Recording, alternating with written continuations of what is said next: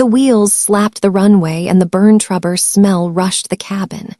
We stood row by row, shoulder to shoulder, rucks squeaking on their straps. When the door cracked open, wet Tacoma air hit like rain mixed with jet exhaust.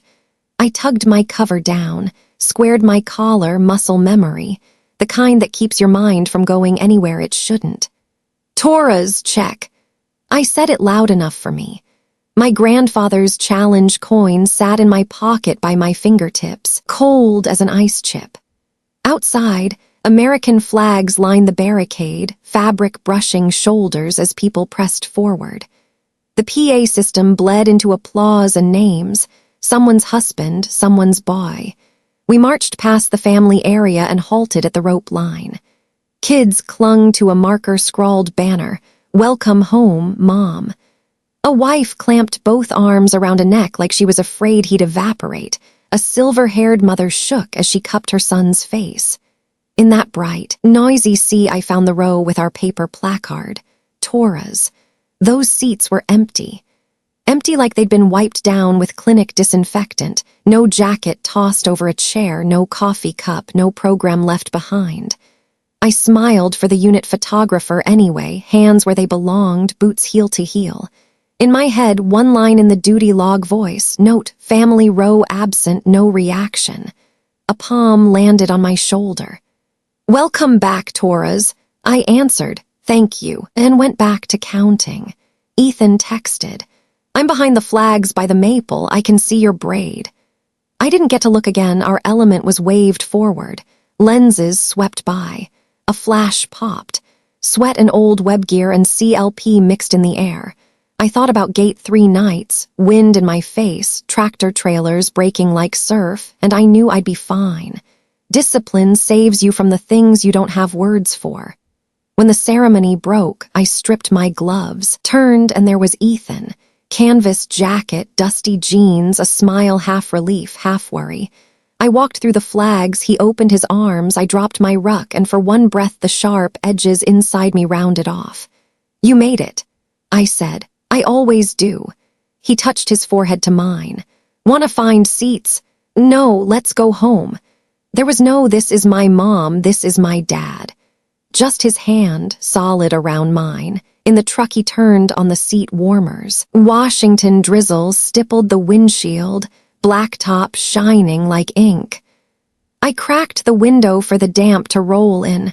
Wet plastic, old leather sun-baked too many summers. Ethan ran through small-town bulletins. The neighbor's dog dug up the flower bed again. The gas station swapped out its sign. The drive-through barista asked when I'd be back. I listened and felt my ears rinse clean. At the garage, I worked the spare key. Metal touched metal, tiny, clean clicks. A stray cat peered in, then ghosted off. The place smelled like motor oil and dry lumber, with rain threading through the gap under the door. Shower. His soft, overwashed tea. The bandana he always hands me for my hair, faint with that shop oil smell. "They were busy," he said, careful, like backing out a stuck bolt. I nodded. I didn't buy busy, but words weren't the point right then. Arguments now would just overflow whatever downspout we had. I poured 2 waters, drank long, warmth slipping into my stomach, then threw the deadbolts like a ritual. Ethan set his phone face down and let a customer text ping once before he silenced it. That night I curled sideways on the big chair, watching the garage door crack to the rain. Water ticked off the tin roof like a clock that wouldn't keep time. My thumb opened Instagram before I caught myself. First photo. A Tacoma sky the color of concrete with "finally home" in the caption. Next, a teammate's hand hovering over a burger. Next, stories autoplay, bright dining room, champagne flutes with strawberries, a deep blue ocean sliding past a picture window. My mother laughing, my sister laughing, a glossy cruise deck behind them, someone shouting cheers, silver balloons winking back Alaska sun. The white sticker text across it, family first. I didn't pause. I let it play through, then again. Every time, family first felt like someone dipped the words in water and pressed them over my face. I screenshotted it. I wasn't sure why, maybe to file with the things I pretend to forget. I opened a DM to Mom, watched a few starter words pop up then melt. Today I, delete, opened a DM to my sister, delete, back to the sink for more water. Ethan looked up, a question parked behind his eyes. They're in Alaska, I said. He nodded and waited. Tonight, I added, then nothing. I shook my head, fished out the coin, pressed the metal into my palm until the sting cooled me. I hit call, Texas, Mom. Calling trembled on the screen, the phone buzzed once. I stopped. Thumb hovered over the red button like a finger staged on a trigger. Box breath, in 4, hold 4, out 4, hold 4. Tomorrow, I said, to Ethan or to myself, I don't know. I canceled the call. He killed the stove, stacked dishes, moved the way people move after hundreds of tear downs, knowing exactly when to lean and when to ease. He came to the chair, leaned on the workbench beside me so our shoulders touched. You're allowed to be mad, he said. I'm choosing to log it, I answered. The military taught me feelings aren't orders. They're signals. My job is to log the signal, then verify with facts. Facts right now were few, empty seats, a cruise story, the words family first. I wrote in my little notebook, log, don't react, call tomorrow. The shaking in my hands eased. I shut the notebook, smelled dry paper and my own skin. Ethan kissed my hair, not to fix it, not to promise it'd all be okay. He just flicked on the old radio, fuzzy country, and stretched out on the rug. I killed the big light and left the single Edison bulb glowing. The garage went honey warm. I thought about tomorrow, what I would say and what I wouldn't. In uniform, I learned commands so well I could mumble them in sleep. Halt. Present arms. Access denied. They'll save your life at a gate. There isn't a command for staring at your family's empty row. You breathe, you hold your line, and you decide not to bruise yourself again by kneeling for an explanation. I pulled the thin blanket up and listened to rain pop the roof like someone drumming fingers. Before sleep, I checked my phone again. Their story had a new clip. A singer on deck doing, can't help falling in love, everybody clapping, a timestamp crawling in the corner. Family first bouncing again. I long press hit mute story. The tiniest act like sliding the garage door down one more notch. I set the phone face down, clicked the coin once more, box breathed. In 4, hold 4, out 4, hold 4. Tomorrow, I said, and the night moved like an uneventful shift with nothing but a wind change. I'll call in the morning, not tonight. Texas in my childhood smelled like county fair corn and my mother's heels on restaurant tile. Our house sat behind the parking lot, off a road so hot the air wobbled like steam. The living room's main feature was Sophia's wall, frames of certificates and ribbons in mint green, trophies big enough to need extra shelving. My contribution was a couple of PE photos and a good effort certificate Mom tucked into a bottom corner like last night's menu someone forgot to pull. Back then, I didn't know how much I hated being just enough. I only knew that when guests came, Mom pointed at the wall and said, "That's my older daughter," and when she turned to me she'd rub my shoulder and say, "Maya's the sweetest." My grandfather was the one person who didn't talk like that. He raised the flag every Monday. Flags, he said, are like people. No one's born wrinkle-free. You pull, you square, you set the line. He was a retired Marine with ropey hands and a sandpaper laugh. When I was 10, he gave me a challenge coin. "When you shake, squeeze it," he said, pressing it into my little palm. Shaking isn't the sin, losing cadence is. I didn't fully understand, but I kept that coin like a secret Sophia didn't bother noticing. High school hummed with overworked AC and the sour bite of whiteboard cleaner. Weekends I washed dishes at the family restaurant until my back creaked like an old hinge. Dad bragged about gleaming stock pots and a time card with no gaps. I was proud I hadn't dropped a plate in a rush. Mom's catchphrase was, "Family first, Maya." I nodded, until the night dinner morphed into an awards banquet because Sophia got into an MBA program and I asked, if family comes first, who's first in the family? The kitchen grew big with silence, then small when Dad smacked a spoon on the table. "Don't keep score," he said. I stood up, dug the coin from my pocket, squeezed until the edge left a circle in my skin. That night I Googled Air Force recruiting. The decision to enlist didn't crash like thunder. It seeped in like a midnight rain. When I told Mom, she shook her head. "You'll regret it." I said, "I need something that's mine." Dad looked past me like I'd suggested closing the restaurant for a month to go fishing. Sophia offered, polite as a LinkedIn message, "If you need a resume, I'll fix it." I didn't need a resume. I needed a gate where the guard asked the right questions. I needed a breath count and someone behind me standing straight. Basic at Lackland felt like somebody opened a kiln and shoved me inside. New boots chewing blisters into my heels, voices cracking against my ears like wind. I learned to fold a blanket into perfect corners, to "yes, ma'am" on the right note like sheet music, to drink water like swallowing the Texas sun. First gate shift, the glare off a windshield cut a knife of white across my eyes. I squinted and saw my reflection in the glass, a charcoal slash. The driver handed his ID. I checked and returned it, and my voice was steadier than I expected. Those days the coin rode in my right pocket, tapping my thigh every step, setting my tempo. Security forces turned life into cold blocks of time in a duty log. 00000400, 04000800, 1200 1600. I learned the night's noises. Bugs bullied by generators, pickup tires in gravel, a partner's slow breathing.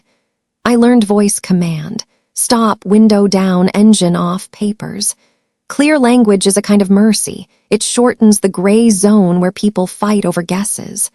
I wrote my own ritual in a pocket notebook: box, breath, log, verify, act. There is no step called beg. My first promotion ceremony was rows of plastic chairs and 2 flags flanking a stage. I mailed my parents tickets. They came 15 minutes late. Traffic from Sophia's work thing. After my short remarks, Mom hugged me. My girl is growing up. Warmth bloomed until she turned to the person beside her and joked. We were nearby anyway. I smiled and learned to file away little needles like that in a drawer in my chest. That night in my shoebox rental outside Lackland, I set the coin on the table, watched it catch the lamp, and told myself, I'm writing this story. Years blurred into long shifts, fender benders, random checks, a couple of drunk takedowns at gate 2. I saved for good boots, a good jacket, and an electric kettle fancier than necessary. When teammates asked about the future, I was vague, maybe classes, a garage of my own with pegboard walls.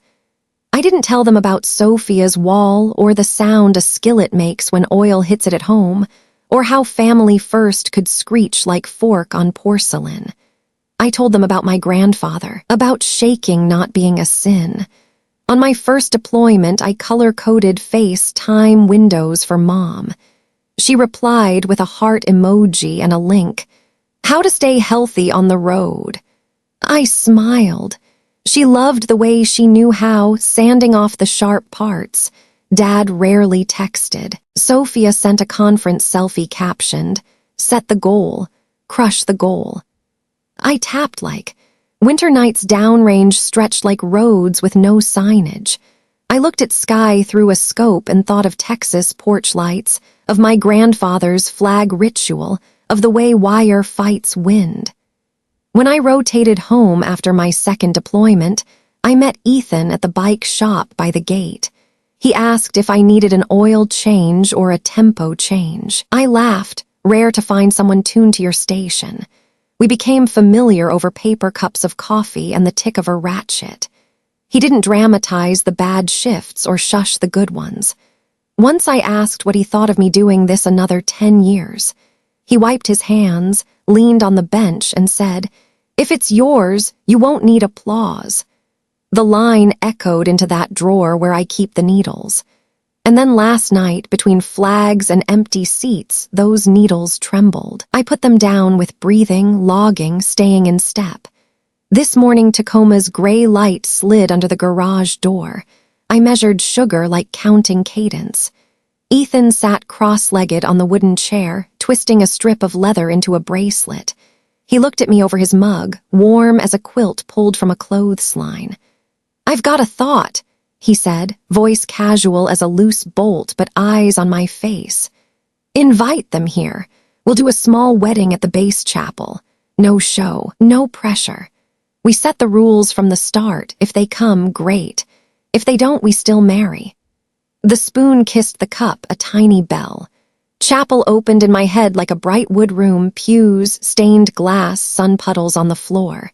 I saw my teammates in dress blues, Ethan's leather bracelet on my wrist, BBQ smoke lifting in the yard, paper plates printed with flags. I also saw Mom and Sophia and Dad in a corner with his hands in his pockets, eyes far away. I didn't know if they'd come. For the first time, I heard a different sentence in my head. My family starts where respect is the first law. Base chapel, I said out loud to make it real. Ethan nodded, a corner smile. "Okay," I said, and the coin in my pocket cooled another degree. "I'll call them today." Mornings in Ethan's garage start with the rattle of the roll-up door and the warm oil smell that passes for coffee around here. I brew the real thing while he checks 2 Sportsters on the lifts, flashlight in one hand, metal dust freckling his lashes. Before I can say morning, he presses an old bandana into my palm. "Keep your hair out of the chain." I tie it off and grin. In the click-tick of wrenches, I can feel my life meshing into his, steady, tooth on tooth. By noon, I'm back in uniform, green sleeves, duty book in my thigh pocket, my grandfather's coin riding the seam like a second pulse. Gate 3 after the rains smells like wet pine and the cold breath off Lake Washington. Out-of-state plates nose up to the line. I drop my hand and hit the right note. "Stop, window down, ID please." One gray-haired man says, "Welcome home, Sergeant," and my eyes sting, not from wind. I log it. Thank him, breathe. Note the signal. Back at the garage, I sit on the concrete, spine against the wood rack. Ethan hands me water. "Quiet night?" he asks. "As quiet as folks think," I say, and as loud as my ears know. He nods like a man who has learned which noises to stand beside and which ones to let shatter on their own. Late light knifes through the door when he pulls a small package wrapped in sandpaper from a drawer. Nothing big, made it while the glue set. A leather bracelet, dark brown, edges burnished soft, a tiny steel clasp. Inside, hot-stamped letters like thread, SJ4-4-4-4. "St. Joseph?" I ask. He shrugs. "Patron of patient craftsmen," and he taps my wrist and counts with me, 4 in, 4 hold, 4 out, 4 hold, the way I do before I call home. I laugh, throat tight, slip it on. It hugs my skin like a short hug between storms. "Dinner with your folks on video tonight?" Ask. He nods. "We'll prop the phone on the toolbox tripod enough. 3 legs hold just fine. We call it 7:30 our time, 9:30 in San Antonio." Mom answers from the kitchen glow, that wall behind her where Sophia's trophies used to live. A few frames are missing, dusting day or new photos coming. "Maya," Mom sings, "you're thinner." "I'm fine," I say. Sophia slides into frame like a host taking a mark, hair in a sleek bun, blazer sharp. "Where's Ethan?" I turn the camera. He waves with a smudge of oil on his fingers, his smile lowering the room's center of gravity. Dad crosses behind, his head bobbing into frame and out. We small talk weather and base life. Mom brags about the restaurant rush after the game. Then, Ethan is the job he's stable. I know the scent of Mom's stable, amortization and Excel tabs. "Yes, ma'am," Ethan says. I fix bikes booked weeks out. Sophia smiles with her eyes that half praise, half pinch.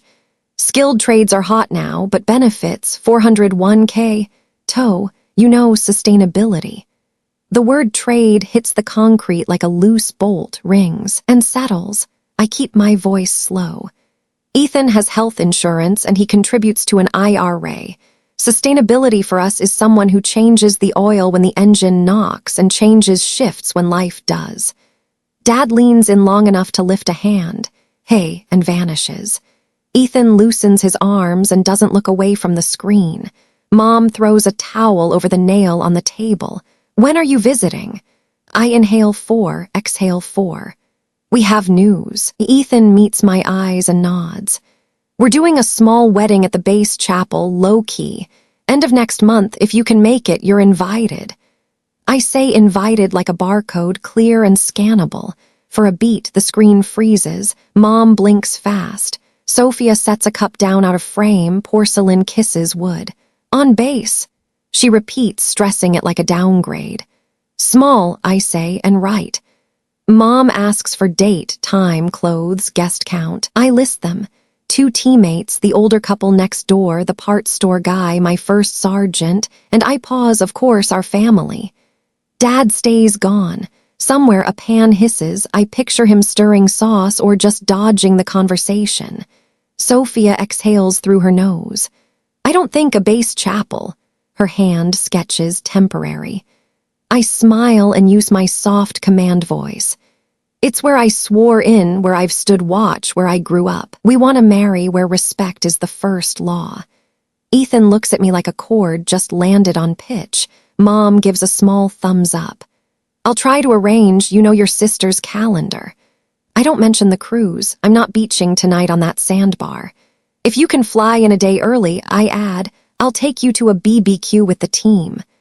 Mom nods, promises dissolving like mist. We hang up after 8:30. Sophia's last line. Email me the details. I'll coordinate. I sure like an old habit, but I don't hand her the steering wheel to my life's party. Call ends. Ethan exhales, the smile returns. I liked right enough, he says, and taps the edge of my new bracelet. Call the chapel tomorrow. Right now, I say, afraid the door might swing shut if we wait. We fill the form. Afternoon slot for long, slant light through the glass. Names, unit, 15 guests. In the notes I type, reception, backyard BBQ. I'll run the smoker, Ethan says. You build the playlist. I start it, his favorite country track, an oldie my grandfather loved, and a rock ballad so my buddy can headbang like an idiot. We look at each other like we just freed a stubborn bolt. I can see the yard with string lights, smoke braided with sap, stacks of flag plates, and my team's laughter, the kind that kept me awake at 0300 at the gate. I pick up the phone again. Call Dad. Ethan doesn't say tomorrow or I'll do it. He nods and sits close, hand on my knee like a jack stand under a frame. DAD on the screen, 1 ring, 2, 3. Yeah, the stainless steel counter voice, flat, clean. It's me, I say. We're getting married at the base chapel. I'm inviting you all. Silence wide enough to hear a range hood or my imagination. I squeeze the coin until the edge reminds me I'm still here. On base, he repeats. Yes. Paper shuffles or a spoon taps a pot. Do what you want, he says, cold at the end. Tell your mother.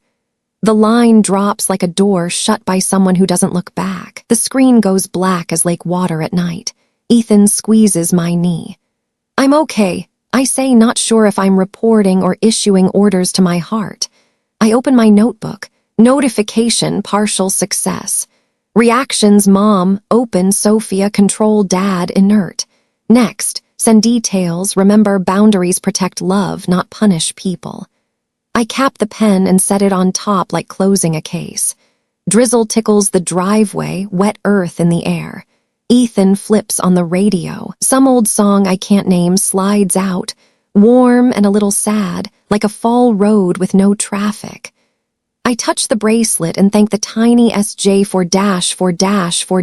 for hugging my wrist like a reminder in leather. We have a date, a place, smoke already curling in the future. Whether they come or not isn't a measure of my worth anymore. But the Texas door still exists, and I know I'll knock once more, not to beg entry, but to mark the route I chose around that intersection. I called it noon, sunlight slanting through the garage window and laying a bright rectangle on the concrete. Mom picked up first, the kitchen's low simmer humming under her voice. "Maya, honey, I've got sauce on. Let me put you on speaker." Clicks, a chair scraped. A man's breath slipped into the line, unhurried but not relaxed. Dad entered the call like a chef cutting across his line, tasting spoon still in hand. "I need to lock flight's date and time," I said, slow, like reading a checklist.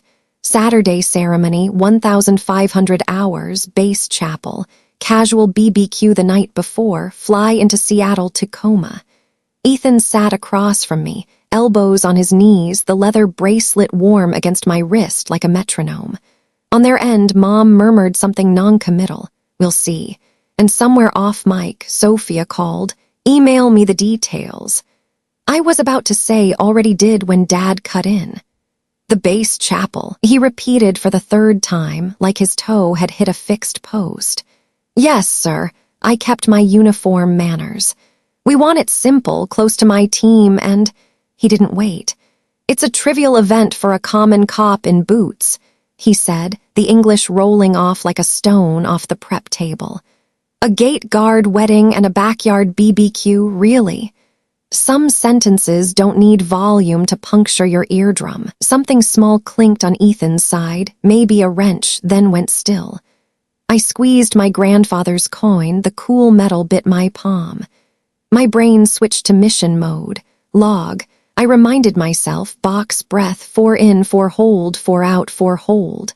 By the exhale, I'd cleared a path.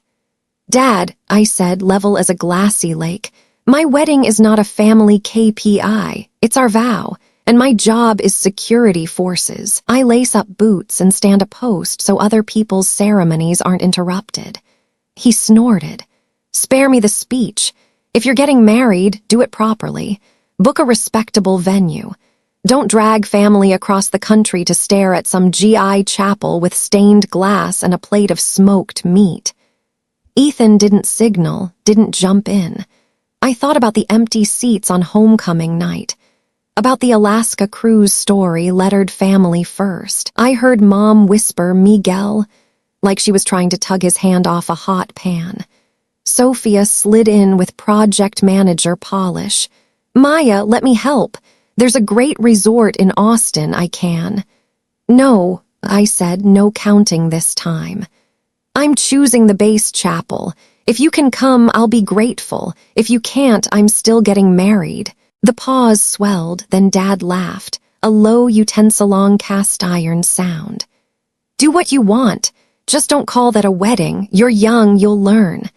People say humiliation sends your heart up into your throat."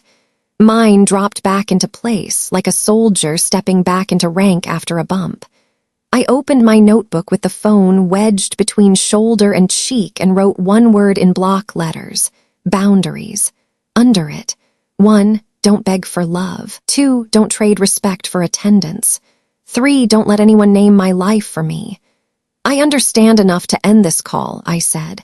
"I'll email the details. If you attend, I'll seat you in the front row like always. If not, that's okay too." I lowered my voice to the exact pitch I practice at the gate. "I'm terminating the call now." Red button. The line clicked clean like a command executed. I set the phone down, lungs weirdly light, as if I'd shrugged off a rain-soaked coat. Ethan was still there, eyes asking for nothing. He slid a pen across the table. "Want to write anything else?" I added to the log: actions, mute the family group for 3 days, answer logistics emails only, no debates, focus on work, chapel, BBQ, music. Notifications still came, of course. 5 minutes later, Mom texted, Don't make this big. Family is family. We show up when it matters. The needle went into the old spot, barely a sting. I replied, I'm inviting you to my day. I won't debate the meaning of family by text. If you want, we can video call Sunday. Send, silence, no dancing dots. 20 minutes and Sophia called. I glanced at Ethan. He shrugged, if you want. I put it on speaker. You were a bit impulsive, she began like opening a slide deck. Weddings have standards. Don't make it hard on Dad. He paid for everyone's tuition, and, Sophia, I said, I don't barter love for line items. I'm choosing a place I actually belong. I felt myself walking out of the rickety shed where we store old debts. If you come, I'll be glad. If you want a resort party, throw one next week. I won't be there, and I wish you a great time. The quiet on her end was so pure I could hear my own breath bounce back. Whatever, she said finally, metal cold. Don't blame anyone for not supporting you. I didn't answer, and by afternoon I was at gate 3, air thick with wet pine. I stood straight and gave directions to a young couple visiting their son. The mom said, Thank you for your service. And I clicked back, Yes, ma'am, like a lighter sparking on the first try. Between cars, I heard my grandfather again. Shaking isn't the sin, losing cadence is. Through the heavy fabric, I touched the outline of the coin, drumming a tiny cadence against my rib cage so it wouldn't wander. Back home, Ethan had a test fire going in the smoker. Applewood smoke sweet as candy floss. He handed me a slice of meat just done enough to burn my tongue, and the taste drew a thin thread between me and the parties I still don't have. Someday someone tells this story, Ethan said, not to soothe but to snug a loose lid. And the storyteller is you. I leaned into his shoulder and pictured the names that would fill the rows, the names that wouldn't. The empty spaces counted as information, too. Night came down. Rain tapped the tin roof in dotted lines. I locked the garage, killed the big light, left a small yellow pool in the corner. Shower, bandana towel dry, oversized tea like pulling on a cloud. I set my phone to silent except for a short list of people allowed through the wall. Ethan, my first sergeant, MS. Lane, the attorney my JAG friend had vouched for in case I needed someone outside the chalk lines to enforce the rules of play. I slept hard, the way you do after a ruck, then snapped awake with the prickly sense of being watched. No one, just rain shadows sliding over the window. I rolled and checked the bracelet, still there, warm like Ethan's arm. Drifted again. At 0217, the phone buzzed. A voicemail dropped into the box like a fish shaking free of a net. Maya, it's Dad. Call me back when you get this. There's something. His voice shook, fatigue or fire, I couldn't tell. The screen pulsed, blue and patient. My chest stayed flat as asphalt after a sun shower. I didn't listen yet. I set the phone face down and pulled the blanket to my collarbone. In the morning, I'd verify. Tonight, I'd hold cadence. Morning was the color of ash. I clicked on the small lamp, made coffee, and counted the first 4 drops like I was tuning my pulse. Ethan was still asleep. The neighbor's cat slipped through the crack and left 2 wet paw prints on the concrete. I opened voicemail, hit play, and set the phone face down so I wouldn't watch it speak. My father's voice came through, hoarse, hurried, like he was walking while he talked. Maya, it's Dad. Listen, the restaurant, we're in a bind. Sales dipped. A note is coming due. I need $35000 to bridge it. Family, you understand, call me. I paused it when family grazed my sternum like an old, dull blade. Box breath, in 4, hold 4, out 4, hold 4. Log the signal, amount, stated reason, keyword family. Ethan woke to the smell of coffee. He didn't ask what's wrong. He set a water glass beside my mug. I let him hear the message. When it ended, he scratched one eyebrow the way he does when he's stacking thoughts. We verify, he said. Before we decide, we turn on every light in the room. I nodded. My protocol made less lonely in his voice. I worked gate 3 all day. Drizzle stitched the air, cars queued in a wet ribbon. A young couple came to visit their brand-new airman and asked me which way to housing.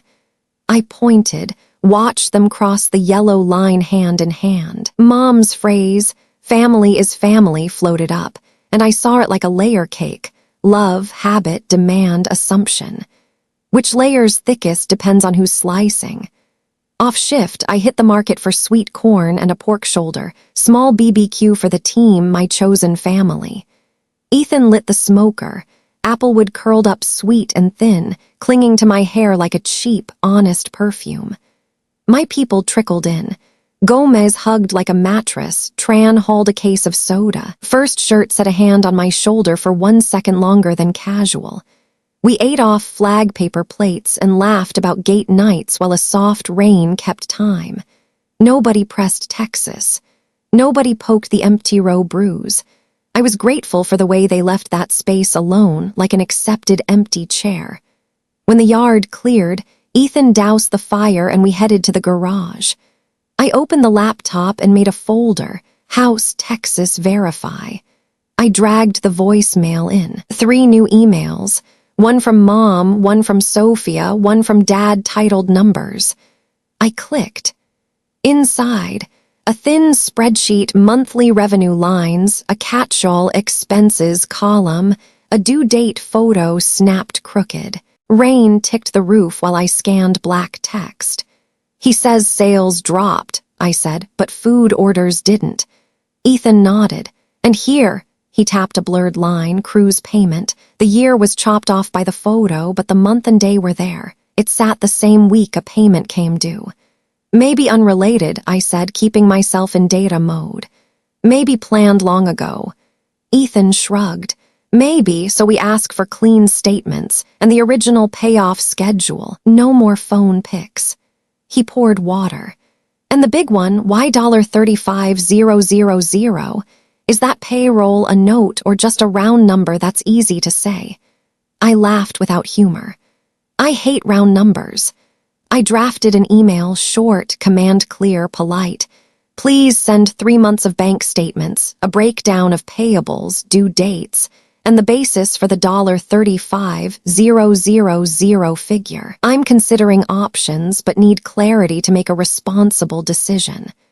I read it 3 times and deleted "love you," not because I don't, but because that phrase plugs too easily into any outlet. Sent. 21:07. Waiting, I leaned back against the wood rack and shut my eyes. My head walked me into the restaurant. I was 16, in an apron, dishwater, eating my hands raw. Dad moved through it like a general on inspection, tapping a spoon, tasting sauce, sliding the flame higher. He taught me to skim a stock pot, not to plate too fast on hot china. He also taught me family comes first when I asked off for a track meet. I watched steam coil up like weather, smelled fried onions, and practiced swallowing what I wanted to say like swallowing a stone. The laptop pinged. Reply from Sophia. "Attached statements and amortization schedule," she wrote crisp. The PDF was cleaner than Dad's photo sheet. Proper columns, sharp type. I skimmed. Not a total collapse on revenue. Marketing and entertainment had ballooned like over-yeasted dough.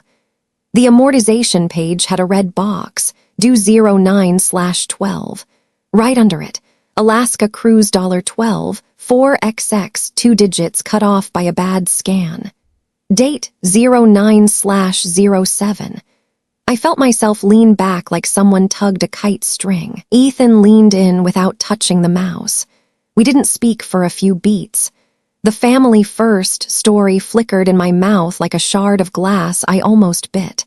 I pulled up one of Mom's older texts, the one that reads, "Don't make this big.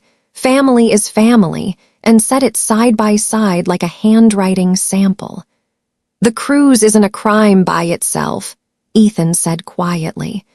"But it's the week before a note is due, and selling you the Save the Family's honor line turns you into a wallet with a pulse." I nodded. 2 straight lines came into focus, love and manipulation, same color in a dark room. I printed the page and clipped it into the file. The pen ran, One voicemail, ask for $35000. Two statements, Alaska Cruise 09/07, note due 09/12. Three, language used.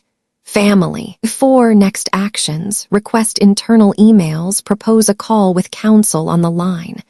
I texted MS. Lane, need a short consult. Evidence of discretionary, spend days before a due date, want to set boundaries and a comms plan. She replied almost instantly, tomorrow 10:00 on Zoom. Bring a timeline and your opener. Night thickened. I killed the garage lights and left the laptop's blue square glowing on the file. In the dark, Alaska Cruise 09/07 lit up in my head like a highway sign.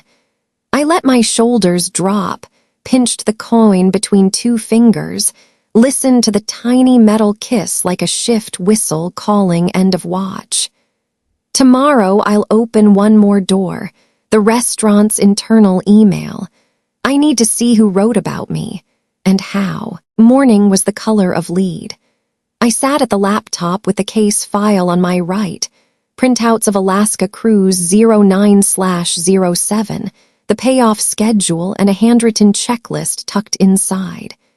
Ethan set a mug by my hand, his index finger tapped the tabletop like a metronome. I opened Zoom. MS. Lane popped into a square, bookshelves behind her, brown hair clipped back, voice warm and straight. Hi, Maya. First, thanks for writing the timeline. Now we give it more structure. I briefed her, short as a sitrep, the homecoming with the empty row, the insult on the call, the voicemail asking for $35000, the statement showing a cruise charge right before a payment came due. MS. Lane nodded and had me read every number out loud. Good, she said. Step 2, pull the internal emails.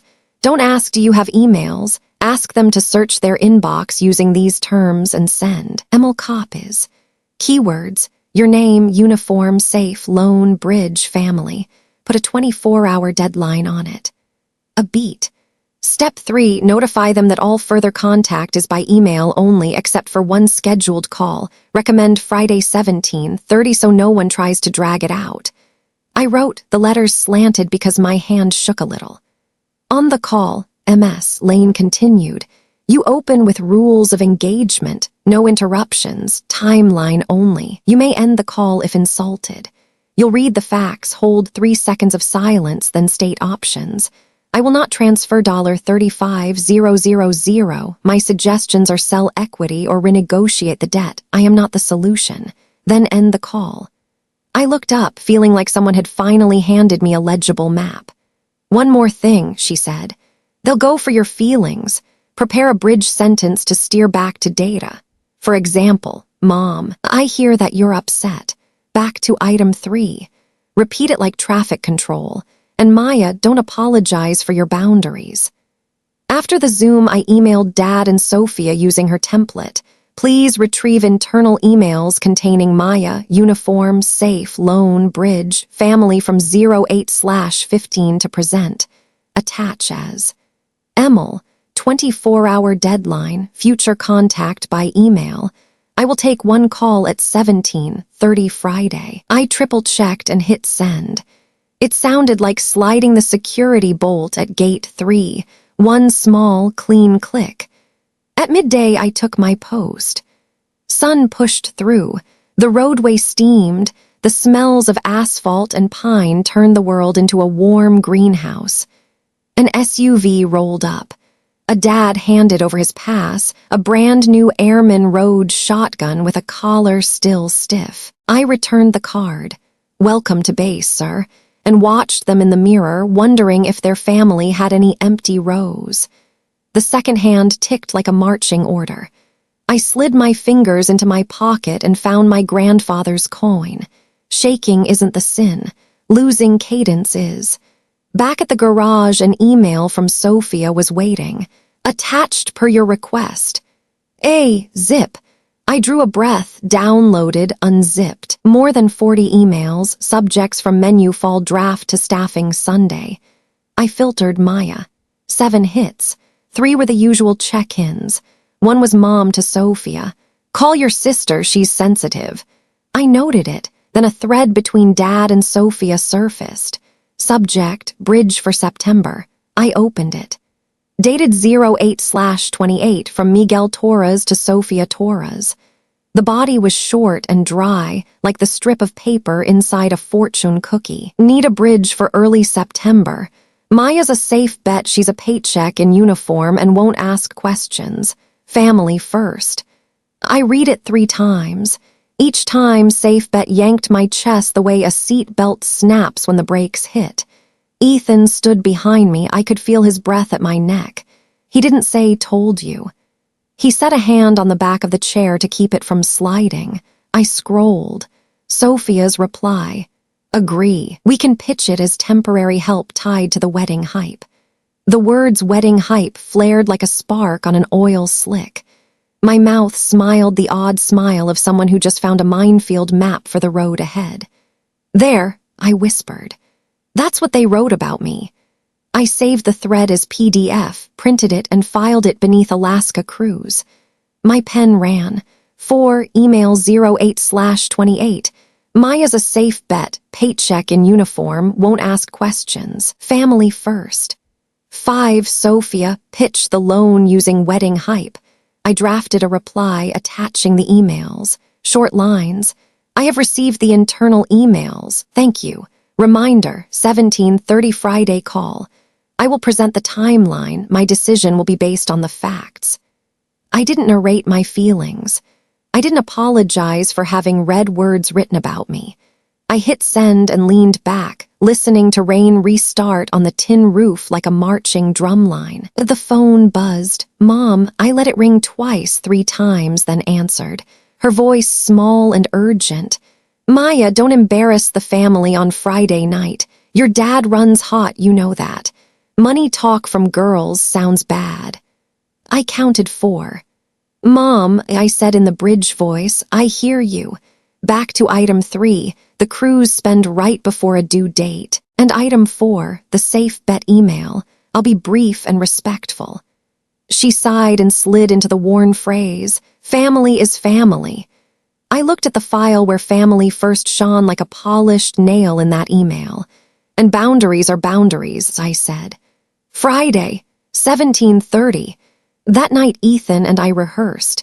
He played opposition, and I read the timeline like a patrol report. 1, homecoming, absent family. 2, the slur, trivial event for a common cop in boots. 3, Alaska Cruise 09/07 with 09/12 due. 4, email, safe bet / paycheck in uniform. 5, the $35,000 request.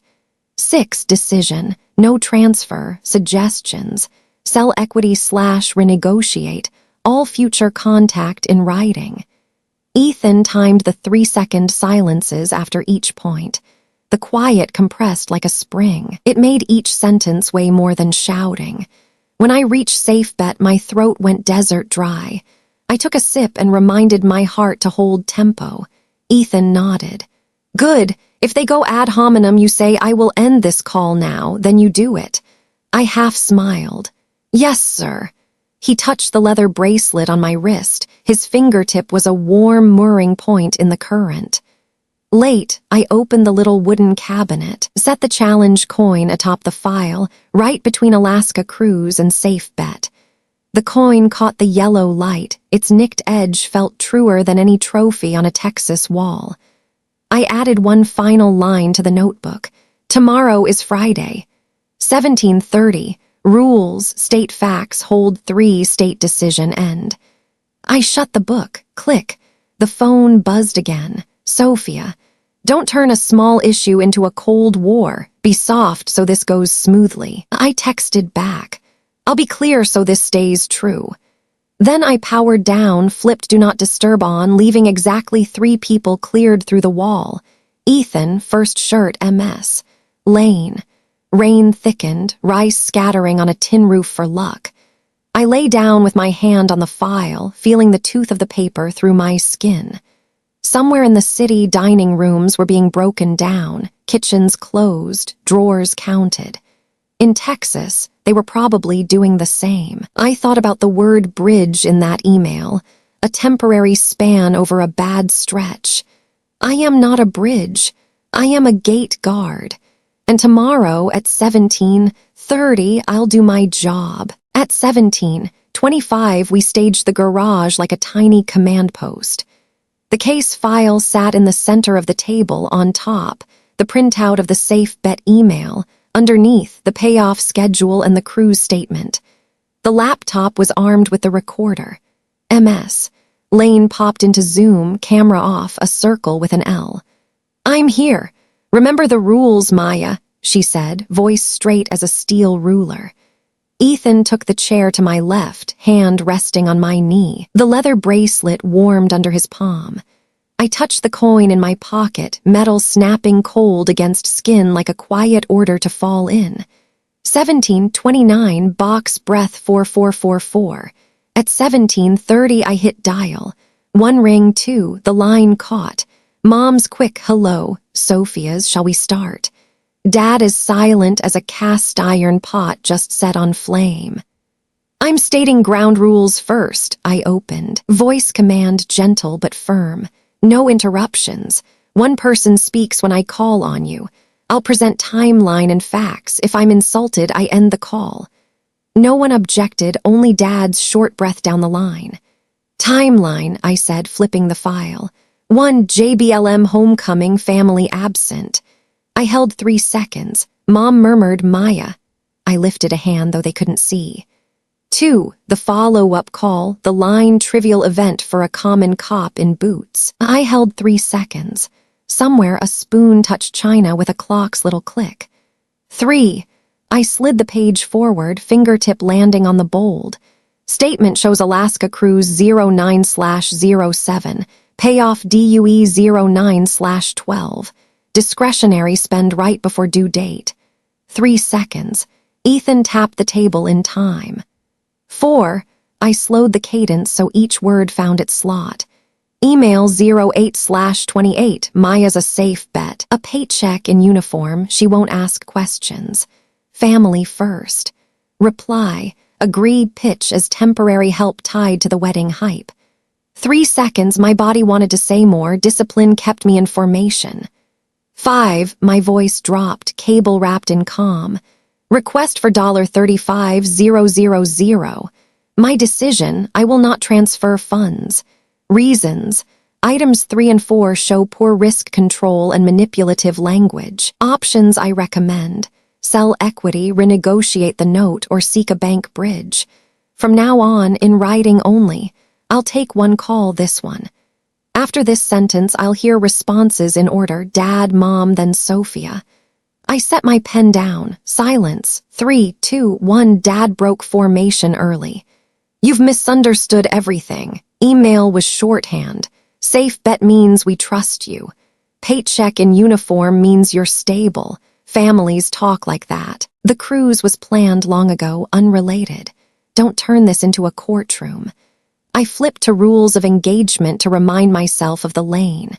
You just interrupted, I said evenly. Please address item 3 and item 4 with facts. Cruise before the due date, why? Won't ask questions. What else does it mean besides won't ask? Mom poured in, words breaking like caramel meeting water. Maya, family is family. Your father spoke hard because he runs hot. A bride should be happy, not waving papers to shame us. Help the house once, then we'll sort the rest. I'm begging you. The word beg hit my skin like hot water. I inhale 4, hold 4. I hear you're upset, Mom. Back to item 3, I said, hard over the tiller to the main channel. Alaska cruise within days of 09/12 needs an explanation. I'll listen, then we can discuss solutions. 3 seconds. Spoon clink again. Dad sighed like lifting a heavy lid. Sophia came in with project manager cadence. You're being rigid, Maya. Adults use shorthand for cash flow. Wedding hype is marketing, you benefit from the halo too. Ethan's pushing you to build walls. A mechanic doesn't know capital structure. The word mechanic bounced off the speaker like a bolt hitting a cold floor. Ethan shifted. I squeezed his knee hold position. "That was a personal attack," I said levelly. "Continue and the call ends." I sided forward through imaginary windshield. "Correction, Ethan doesn't decide for me. I'm deciding from facts." Dad let out a short sandpaper laugh. "Your facts slander us. You owe this family who paid your first apartment, your dentist. Now you're getting married and you forget your roots." "I'll end the call now if you keep using old debts to toll the present." I cut in, words clean as radio. "I thank you for what you covered. I'm repaying in my way, respect, presence when I can, not blank checks.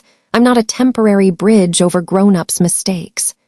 3 seconds. In the Zoom box, Lane pushed one word, steady. My chest dropped another inch. Mom broke into sobs, breath tearing like paper. "You're making me ashamed. What will people say? A military wedding, BBQ in the yard, are you abandoning us?" I looked at the file. Slow. "You have front row seats if you come. If you despise where I work and who I love, I can't be safe walking into that day. Respect is the first law of my family." Sophia flipped tactics, voice cool. "So, no 35K. Noted. Consequences are on you." I nodded, though they couldn't see me. "Correct," I said. "No $35,000. Selling equity or renegotiating debt are lawful options. I won't discuss money further on the phone. Email documents if needed." "Do what you want," Dad said, tired. His lighter clicked. "Don't come back when you need us. This door." "The respect door is open," I said, trimming the edge. "The emotional blackmail door I'm closing." I checked the clock. "This call ends now. Thank you for listening." End. The garage went still like air after a squall. I leaned back. Paper grain had left a faint welt on my palm. Ethan said nothing, just slid closer until our foreheads touched for one beat. Lane's voice returned in the Zoom square. "Clear, enough. You followed every step. Tonight, silence your phone, keep the file, eat something salty." She smiled like permission. I nodded. A laugh escaped, spent but clean. I killed Zoom, killed the recorder, stacked the papers. Rain had come back, steady, merciful. I texted first shirt. "Done, within limits." He answered with a thumbs up, plain and sufficient. Ethan lit the little burner, toasted bread, shook salt, smeared peanut butter, post-op rations, he called it. We ate standing, hands still buzzing from adrenaline. I counted 4 fours until my pulse found the lane. The phone hummed. I flipped it face down, then up. "Mom, you'll regret this when you have a child." I looked at the line longer than I needed to. In my head, a tiny click, the last brace sliding into its notch. I didn't reply, do not disturb, plus 3 days. I filed the phone in the drawer. Catch. Outside, rain drummed the tin like a squad crossing a steel bridge in step. I tossed the challenge coin and caught it. Metal kissed my palm with a period. I didn't beat anyone tonight. I held the gate. And sometimes, the only way to have room for a house is to guard the space where it will stand. 3 days without pings and I could hear other sounds again. Water running, the stove's soft pop, Ethan's keys landing on the counter. I scheduled military one source. The counselor's name was Marin, her voice light as a thin blanket. "Tell me about the flags and the empty row," she said. I told it first person, no garnish, like a duty log. "Which word cut deepest?" she asked. "Safe bet," I said. She nodded. "When they call you a safe bet, they claim the right to take your silence. You reclaimed it." Then she gave me a sentence. "Love without access is still love." I wrote it down and boxed it in marker. The next night, my teammates strung cafe lights in the yard. Gomez took the ladder, Tran measured lines. First shirt stood below with a cup. "Don't fall. I'm not writing that report." Ethan prepped the smoker, applewood, and a little peach for perfume. I hung a run of mini flags, and the cloth whispered like a back rub. In the garage, the case file slept in drawer 2 with the challenge coin on top. I still roll that coin when my hand wanders, but it doesn't bite cold anymore. It warms to me. Wedding morning was clear as a rinsed glass. The base chapel doors were open, stained glass spilling candy-bright reds and blues across the floor. I stood in the little prep room, dress uniform pressed, hair tight. A text from Ethan. Right side pews, that leather bracelet looks perfect with your blues. I smiled at my reflection and touched SJ4-4-4-4. My team filled the front rows. The family sections were half empty. I looked at that space for a few seconds the way you look at a plot of dirt you'll plant later. The chaplain, hair silver, kindness warm as fresh bread, said, "You've guarded the gate. Now open it for joy." I box-breathed and walked out. Music rose, small enough to miss if you lost the beat. I crossed the colored light and saw a girl in the glass who'd once stood watch at Gate 3 in a cutting wind.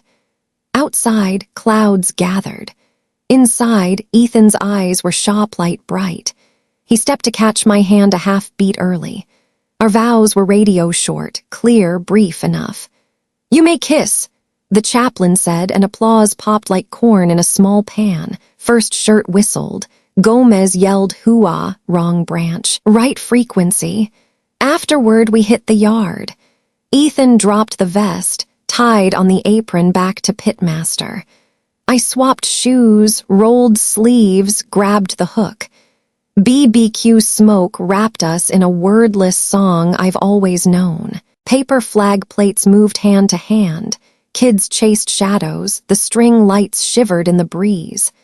Somebody cued his favorite country track. I added my grandfather's oldie, Honey Slow, and we lost it laughing when Tran headbanged to the rock ballad like we knew he would. Mid-party, my phone buzzed Mom. I looked at Ethan. He nodded. "You have rules now." I stepped to the gate under the maple. "Congratulations," she said, voice muffled like through a towel. I thanked her. "I'm sorry about the other night," she added, dragging each word out of an old grain bin. I nodded and let it stand. "I want to see you," she said. "And if he's willing, Ethan." I opened the mental notebook to boundaries. "We can meet," I said. "Public place, no money talk, no digs at Ethan's work. If you break those, I leave." She mm'd like a raindrop. "We set tomorrow, 1400, cafe by the gate." We met under a slow ceiling fan. Mom came alone, plain coat, shadows under her eyes. She held a small box, my grandmother's silver earrings, bright as 2 dewdrops. "I want you to have them," she said. "Not a trade." The silver was cold and real in my palm. 10 minutes we did weather, pets, the shop. She clocked the leather bracelet and nodded like she understood a language without verbs. 10 minutes later she said, "About the restaurant, if you could." I raised a hand, not high, not fast. "Remember the rules." She swallowed the rest and tried to meet my eyes. "I'm relearning," she whispered. We sat 5 more minutes and left while the talk was still good. I chose to leave before the wave had a chance to break. The next week my mornings were heavy. Not night shift heavy, more like a small knock from the inside. I bought a test at the gas station pharmacy, went back to the garage, asked Ethan to meet me on the steps. 2 red lines rose like 2 little flags catching wind. I didn't cry right away. I was afraid of repeating old lines I once heard, of the moment my own hand might pass down family first without knowing who first was. Ethan knelt, palms braced on my knees like chalks on a wheel. "We choose different," he said. 4 words, a perfect break at the edge. That night I didn't sleep. I wrote to the child not yet born. "You'll grow where respect is law won, where love is not a key card, where tears aren't apologies." My hand steadied. I put the notebook away, pulled out the file, and laid it on the table. I moved the safe bet email to the bottom.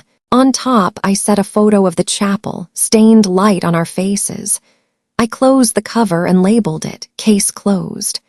Another afternoon, Mom called about meeting the baby someday. I said yes and repeated the rules. She agreed, no hesitation this time. Somewhere inside, a rusted nail slid free. Not because she apologized perfectly, she didn't, but because I held the keys to my own door. Seasons turned. The maple out front went cider-red. At a late shift, I watched taillights stream through the gate and thought about all the bridges adults tried to turn me into. I'm not a bridge. I'm a gate guard. My work is to check, to say, yes, come through, or no, turn around. At sunset, I put my hand in my pocket and felt the challenge coin, edge-worn smooth. I tossed it and caught it. The metal's ting landed like a period. That night in the yard, Ethan fired a little burner and blistered a few ears of corn. I leaned into his shoulder, my belly warmer from the flame and from another, smaller rhythm below it. Somewhere a flight away they might be counting drawers or arguing over blame. Here, we counted stars chopped into squares by leaves. I said, like a vow in civis, my family is where respect is the first law. Ethan squeezed my hand. His smile was something you feel in your skin. Peachwood scent drifted over, and the night shut like a well-hung door. Only after I was sure the room had enough light.